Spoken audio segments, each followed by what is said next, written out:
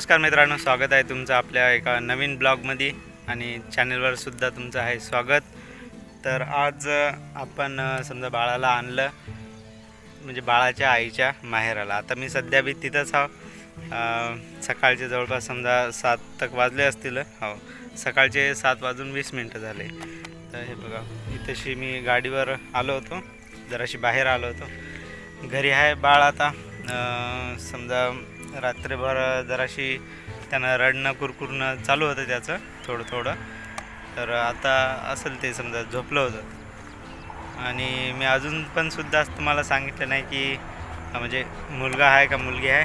तर चला आपण घरी जाऊ आणि नंतर मग तुम्हाला दाखवतो। मित्रांनो, मी आलो होतो घरी, पण बाळाला काय आत्ताच दाखवू नाही म्हणते। 5वी होऊ द्यावं असं समजा प्रथा असते, त्याच्यामुळं काय आपल्याला आत्ताच नाही दाखवत आहेत। 2-3 दिवसानंतर दाखवतो तुम्हाला, म्हणजे ॲक्च्युअल चेहरा। आणि समजा काल संध्याकाळी मी गेलो होतो महागावला।